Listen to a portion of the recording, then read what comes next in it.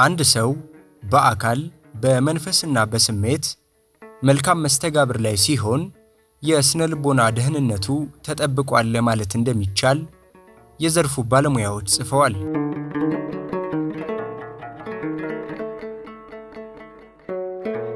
በአንጻሩ ሰዎች በልዩ ልዩ ምክንያቶች ከጤናማ አመለካከት፣ አስተሳሰብና የስሜት መስተጋብር ከወጡ የስነ ልቦና ፈተና ገጥሟቸዋል ሊባል ይችላልም ይላሉ ባለሙያዎቹ።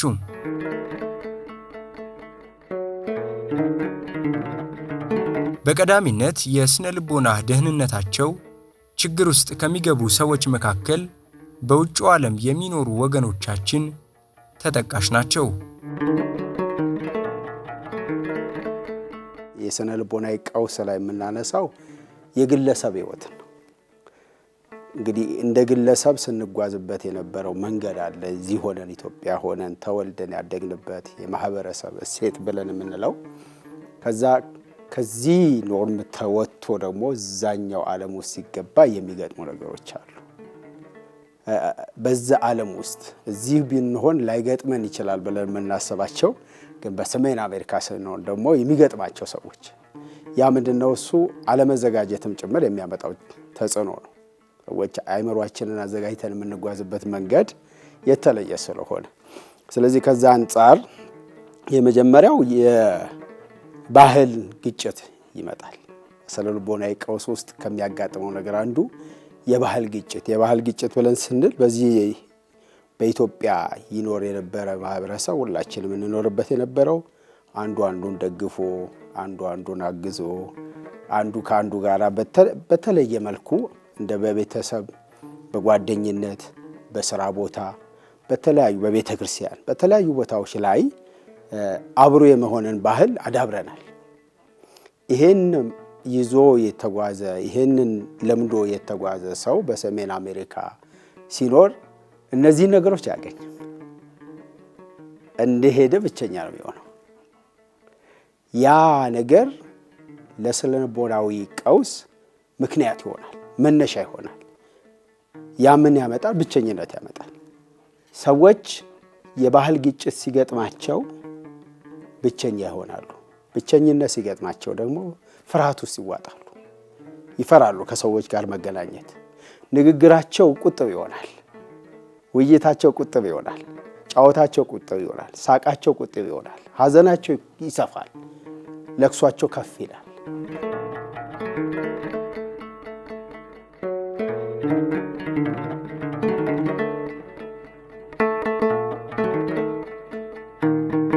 በሌላ መልኩ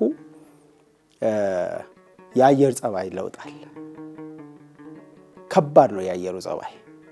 እኔ አሁን በመኖርበት በሚኔሶታ አሁን እንደው እየተለወጠ መጣ እንጂ አየሩ ከባድ ነበር። ለመኖር የሚያስቸል ነገር አይደለም። በቴክኖሎጂ ይኖራል፣ ግን ከኢትዮጵያ ለሚወጣ ሰው ከበድ ያለ ነው። የኢትዮጵያ እንግዲህ ቋሚ ነው የአየር ንብረቷ፣ የአየር ጸባይዋ በጣም የማይገኝ ነው። በቴክኖሎጂ የተገኘ አይደለም፣ በተፈጥሮ። ስለዚህ ያ ራሱ የሚፈጥረው የስነ ልቦና ይቀውሳል። በክረምት የሚሄደው ሰው ስኖ ሲጥል ነው የሚያው፣ በረዶ ሲጥል ነው የሚያው። ከበረዶ ጋር ደግሞ ቁር ይመጣል። በቃ ቅዝቃዜው በጣም እዚህ ነው የማይባል ጆሮ ቆርጦ የሚሄድ ቅዝቃዜ፣ አፍንጫን የሚቆርጥ። ስለዚህ ያ ቀውስ ስነ ልቦና ይቀውስን ያመጣብናል። ከለመድነው የአየር ጸባይ ወጥተን ወዳልለመድነው የአየር ጸባይ የሚያመጣው የስነ ልቦናዊ ቀውስ አለ።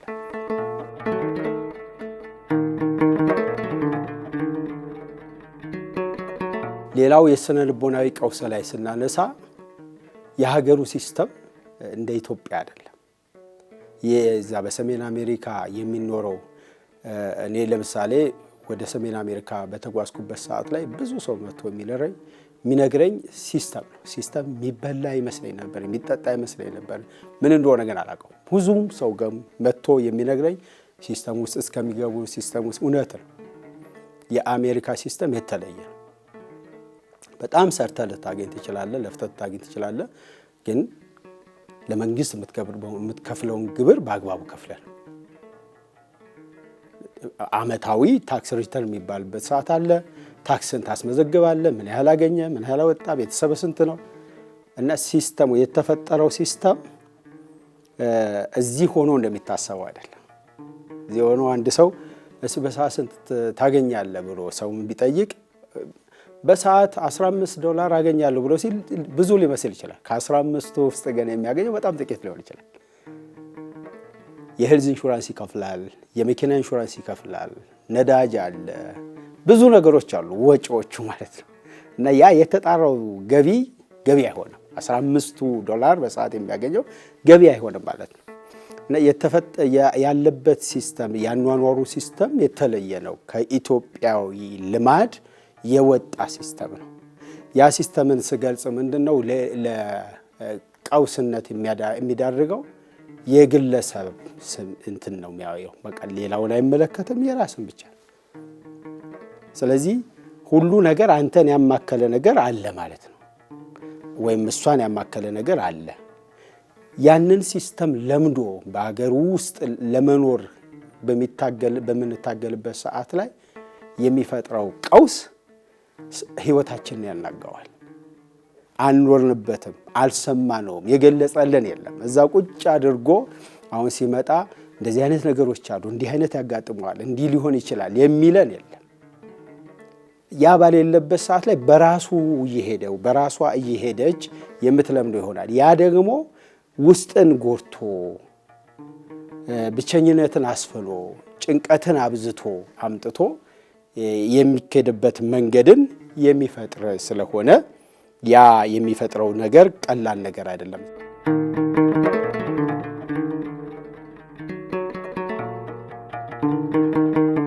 በውጭው ዓለም የህፃናት አስተዳደጉም ከኛ ሀገር አንፃር ለየቅል ስለመሆኑ ይነገራል።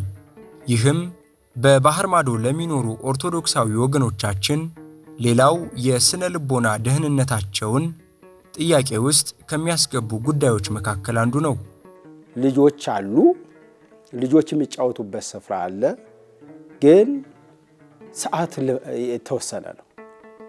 አንድ ሰው ልጆች አጠፉ ተብሎ ቤተሰብ ሊቀጣ ይችላል። ልጆች አጠፉ፣ ለምሳሌ ልጆች የሚኖሩት አፓርትመንት ውስጥ ሲሆንና ልጆች ይሰላሉ፣ አፕስቴር የሆነና ዳውንስቴር የሚኖረው ሰው ኮምፕሌን ሊያደርግ ይችላል።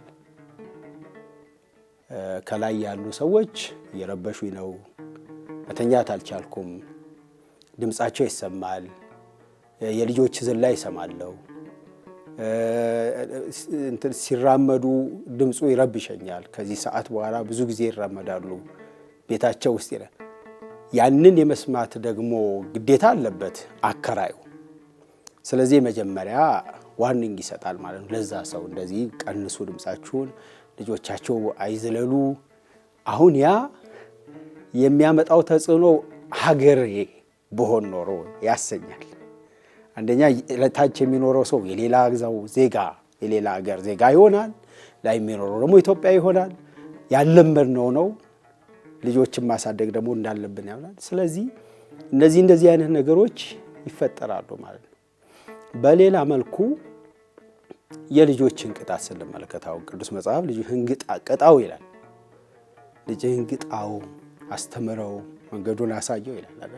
ምራውን ብሎ ይላል፣ ቅጣውን ብሎ ይላል። ዳው ቅዱስ ጳውሎስ ይህን ሲናገር እኮ ያልተቀጣ ልጅ ዲቃላ ነው ብሎ ይላል።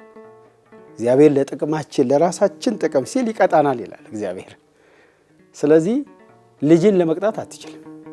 ልጅን መምከር፣ ማስተማር፣ ማሳየት ይጠበቅባል። ልጅን መቅጣት አይቻልም።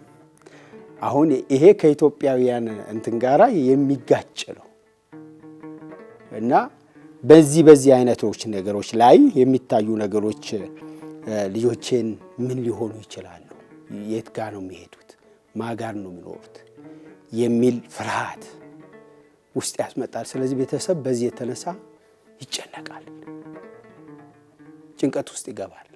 ልጆቼን የት ላሳድጋቸው፣ ማን ነው ጓደኛቸው ሊሆን የሚችለው፣ ከማን ጋር ነው የሚጫወቱት ብሎ የሚጨነቅበት ነገር አለ። ይህም እንግዲህ በሀገሩ ያለ የሲስተም ነገር ነው ማለት ነው። እንግዲህ የልጆችን ማስተዳደግ ጉዳይ የሚያመጣው ባህሪ የሚያመጣው ተጽዕኖ ቀላል አይደለም።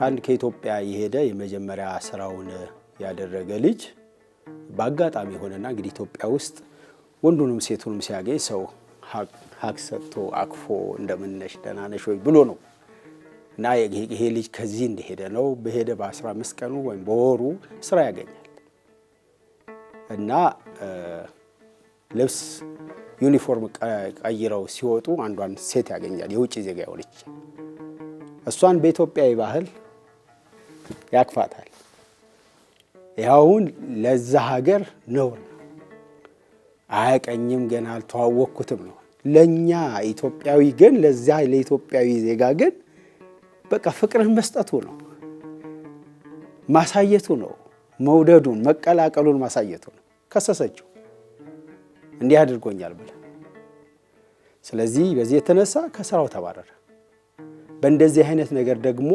አሜሪካኖች ሊቋቋሙት አይችሉ አሁን ይሄ ሰው ሌላ ስራ አግኝቶ እየሰራ ነው ያለው አሁን ባለበት ሰዓት ላይ ግን ጋፕ ኖሮት ነው ከሰዎች ጋር አይደለም ከሌላ ከውጭ ዜጎች ጋራ ከኢትዮጵያውያን ጋር እንኳን ሰላም አሁን የፈጠረበት ምንድነው ያ የነበረው ነገር እሱ የኖርበት የነበረው ይሰማው የነበረው ያደርገው ያከናውነው የነበረው ነገር አልፎ ወደ ሌላ ተግባራዊ ሲያደርገው ለዛ እሱ ከለመደበት ውጪ ስላጋጠመው ፍርሃት ውስጥ ሆኗል ስለዚህ ባጭሩ የስነ ልቦናዊ ቀውስን ስንመለከት ከዚህ አንፃር የሚመጣ ጭንቀትን ብቸኝነትን መረበሽን መታወክን ዲፕሬሽን ምንለው አንዛይቲ ምንለው ነገር ያመጣል ማለት ነው በዚህ ብዙ ወጣቶች ብዙ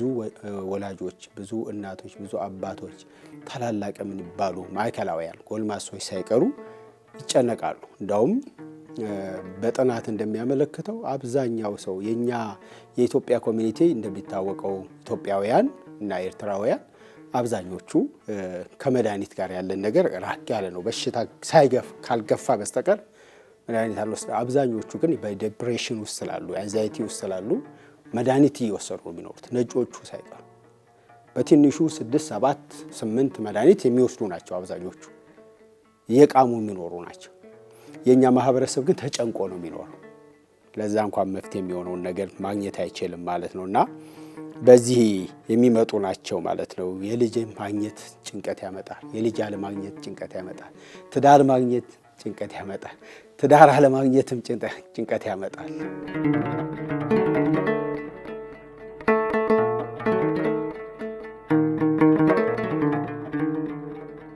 ከስነ ልቦናዊ ፈተናዎች በመለስ በባህር ማዶ የሚገኙት ኦርቶዶክሳውያን መልከ ብዙ ማህበራዊ ቀውሶችንም እየተጋፈጡ የሚኖሩ ናቸው እነኚህ ማህበራዊ ቀውሶች ታዲያ በስደት የሚኖረውን ወገናችንን ለስነ ልቦናና ለአእምሮ ጤና ችግር የሚዳርጉም ስለመሆናቸው ይነገራል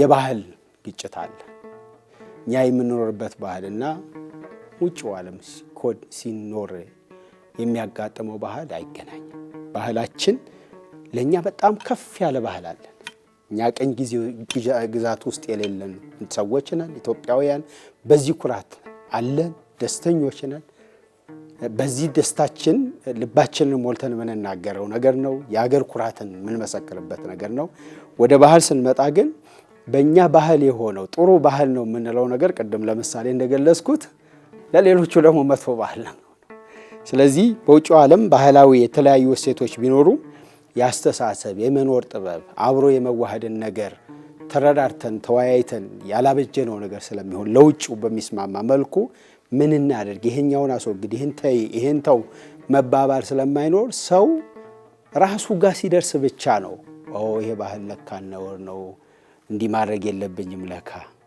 አሁን ሁሉም ሰው ሲገናኝ ኢትዮጵያ እንግዲህ ካህናትን ሲያገኝ አማኞች ኦርቶዶክሳውያን ይሳለማሉ ከዛ ደግሞ ሌላው ደግሞ ተጨባብጦ ተቃቅፎ ምን ብሎ መጨባበጥ እዛ ግን ላይኖር ይችላል ሰላ ሃይ ተባብሎ ደምነ ተባብሎ በቃ ጉድ ሞርኒንግ እየተባባለ ሊያልፍ ይችላል እነዚህ ነገሮች ቀላል ይመስላሉ የሰውነት ንክኪ ሲመጣ መቀራረብን ነው የሚያመጣው፣ መተሳሰብን ነው የሚያመጣው፣ መዋሃድን ነው የሚያመጣው። ርቀት ሲያመጣ ደግሞ አለመፈላለግን፣ የብቸኝነትን ነገር ምን አገባኝ ማለትን ነገር ያመጣል። እና ከማህበራዊ እሴቶች ውስጥ የሚያወጣን ነገር አንዱ የገጠመው በውጪ በምንኖርበት ሰዓት ላይ የባህሉ ነው። አሁን ኢትዮጵያዊ ባህላችን ደስ ይላል። እድር አለ፣ እቁብ አለ።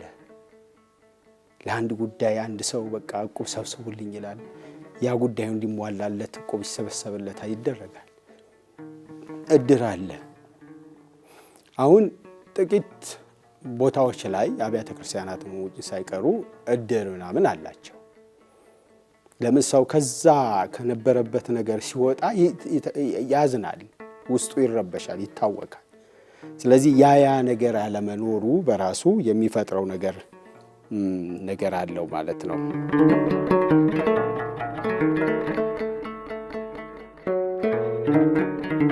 እንግዲህ በሌላው የሥነ ምግባር እሴቶች የምንላቸው በሥነ ምግባር ታንጸን ያደግንባቸው፣ አይተን ያደግንባቸው፣ ሰምተን ያደግንባቸው ነገሮች እዛ ስንሄድ ተግባራዊ ለማድረግ ይቸገር ይችላል። ብቸኛ ስለሚሆን አንድ ሰው ከሌሎች ሰዎች ጋር አብሮ የሚሰራ ነው። ያ የለመደውን የሥነ ምግባር ትምህርት ወይም ደግሞ አድራጎት ብቻውን ሊሆን ይችላል የሚያደርገው። በስራው ቦታው አብዛኛውን ሰዓት የሚያጠፋው 8 ሰዓቱን ከስራው ቦታው ስለሚሆን ያን አለመኖሩ ችግር ሊፈጥር ይችላል። እነዚህ እንግዲህ ማህበራዊ ቀውሶች የምንላቸው ናቸው። ከለመድናቸው መልካም ልማዶች ውስጥ እንድንወጣ የሚያስገድዱ፣ እኛ ፈጥረናቸው፣ እኛ ወደናቸው፣ እኛ ይዘናቸው ሳይሆን ግዴታ ሲስተሙ ያለው የአሜሪካ ሲስተም ይዞት የሚመጣው ተጽዕኖ ይሆንና ሳናውቀው እኛኑ ራሱ ይጎዳናል።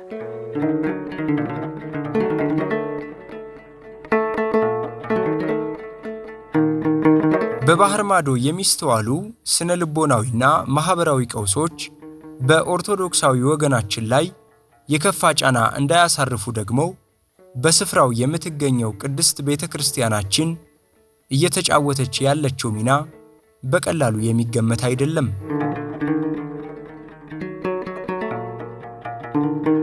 ቀውሶቹ በስፋት በሚስተዋልባቸው በእነኚህ ዓለማት ቤተክርስቲያናችን ከመንፈሳዊ አገልግሎቷ ተሻግራ ለስነ ልቦናና ለማህበራዊ ቀውሶች መፍትሄ ለመሆን በስፋት ትንቀሳቀሳለች።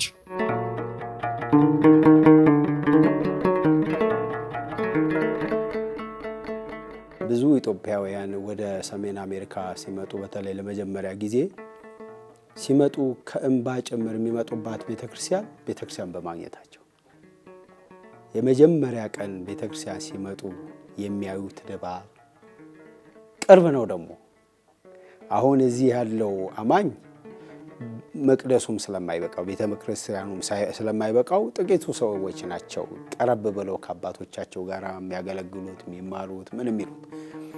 ያ ግን ቅርብ ነው። በቃ ጽናጽኑንም ለመያዝ መቋሚያውንም ለመያዝ ቆሞን ፊት ለፊት ለማስቀደስ ለመባረክም ምንም ለማለት ከአባቶች ጋር ለመገናኘትም ቅርብ ነው እና የመጀመሪያ የሚመጣ ሰው የሚያየው ነገር ያልጠበቀው ነገር ቤተክርስቲያን አገኛለሁ ብሎ አይመጣም። አለ ሊሰማ ይችላል ወይ አለ ልትሰማ ትችላለች። ግን ሲመጡ የሚያዋት ብቸኛዋ ያቺ ቤተክርስቲያን ናት፣ መጽናኛ የምትሆናቸው። ብዙዎች ቤተክርስቲያን በመኖሯ በጣም ተጠቅመዋል። እኛም ተጠቅመናል። እኛም በስደት ነው፣ በተልእኮ አይደለም ነው፣ በሐዋርያዊ ጉዞ አይደለም ነው፣ በአገልግሎት አይደለም ነው። አርያ ክህነታችንን ጠብቀን በቤተክርስቲያን ውስጥ እናገልግል ብለን እያገለገልን ስለሆነ እንጂ ያ ስሜት ለኛም ቀላል አይደለም። ለአማኞች ደግሞ ያችን ቤተክርስቲያን እዚህ ተስለው የሄዱባት ቤተክርስቲያንን ተማጽነው የሄዱባት ቤተክርስቲያንን ስለትሽን አስገባለሁ እመቤቴ ቅድስት ኪዳነ ምሕረት፣ እመቤቴ ድንግል ማርያም፣ መልአኩ ቅዱስ ሚካኤል፣ ቅዱስ ገብርኤል፣ ቅዱስ ራኤል ብለው ተስለው የሄዱበት ቦታ ርቀው ሄደው ማንም በሌለበት ስፍራ ላይ ያችን ኦርቶዶክሳዊ ተዋሕዶ ቤተክርስቲያን ሲያገኙ እረፍት ይሰማቸዋል። ከእንባ ጋር አልጠበቅኩም ነበር የሚሉ ሰዎች አሉ። አልጠበቅኩም ነበር። ስለዚህ ቤተክርስቲያን በመኖሯ ተጠቃሚው ብዙ ነው። በውጭው ዓለም ያለችው ቤተክርስቲያን ሃይማኖታዊ ነገር ብቻ ለምታሰብ ማህበራዊ ጭምር አብዛኛው በሰሜን አሜሪካ ያለው የማህበራዊ ግንኙነት ማህበራዊ ስሬት ያለው ቤተክርስቲያን ውስጥ ነው። ስለዚህ ሰዎች በሳምንት አንድ ቀን መጥተው ከሰዎች ጋር ተገናኝተው የመጀመሪያው ግንኙነታቸው ከእግዚአብሔር ጋር ነው። ከእግዚአብሔር ጋር ይገናኛሉ። ከዛ ደግሞ ከካህናቱ ጋር ይገናኛሉ። መስቀል ይሳለማሉ፣ ጸበል ይጠጣሉ፣ ቅዳሴ ጸበሉን ያስቀድሳሉ፣ ይማራሉ፣ ይጽናናሉ፣ እረፍት ያገኙባታል። ለዚህ ነው ዲያብሎስ በጣም በኃይለኛ ዝናሩን ፈቶ ያቺ የሰላማዊ ቤተ መቅደሷ ሁከት እንዲበዛባት ሰዎች ተረብሸው ታውከው እንደገና እረፍት የሚያገኙባት፣ ሰላም የሚያገኙባት፣ ደስታ የሚያገኙባት መጽናኛ የሆነችው ቤተክርስቲያናቸውን እንዲፈሩ ሁከት እንዲነሳ በአብዛኛው አብያተ ክርስቲያናት ውስጥ ሁከት ተነስቶ እረፍት እንዲመጣ እረፍት የለሽ ጉዞ እንዲሆን የሚደረገው የዲያብሎስ ስራ ነው። ለምን ብዙ ሰዎች እንኳን ቤተክርስቲያን አገኘው መጽናኛ አገኘው። በውጭው ያለው ዓለም ያለችው ቤተክርስቲያን መጽናኛ ናት፣ መረጋጊያ ናት፣ እረፍት ማግኛ ናት። ስለዚህ ካህናት አሉ፣ ንስሐ ይገባሉ። ልጆቻቸው እነሱ እንኳን ቤተክርስቲያንን ሳያውቋት እንኳን የኖሩ በውጭው በዚህ በኢትዮጵያ ሆነው ያላወቋትን ቤተክርስቲያን ውጪ ሆነው በደንብ ያወቋት ሰዎች አሉ። በልጆቻቸው ምክንያት ልጆቻቸው የአብነት ተማሪ መሆን እንፈልጋለን፣ ልጆቻቸው ዲያቆን መሆን እንፈልጋለን ብለው ልጆቻቸው እየቀሰቀሷቸው የሚያመጧቸው ወላጆች አሉ። እማዬ መቼ ነው ንስሐ የምትገቢው? እማዬ አባዬ መቼ ነው እናንተ የምትቆርቡት? እያሏቸው በልጆቻቸው የተነሳ ወደ ስጋው ደግሞ የቀረቡ ወላጆች አሉ። ምናቃቸው ምስክር የሚሆኑ እኔ እኮ በልጆቼ ነው ቤተክርስቲያን ያወቅኳት የሚሉ እንዳልኩ ነው ቀደም። እዚህ አሁን ሲኮድ ይመጣሉ፣ ታቦት ያከብራሉ፣ ይሳለማሉ፣ ይሄዳሉ።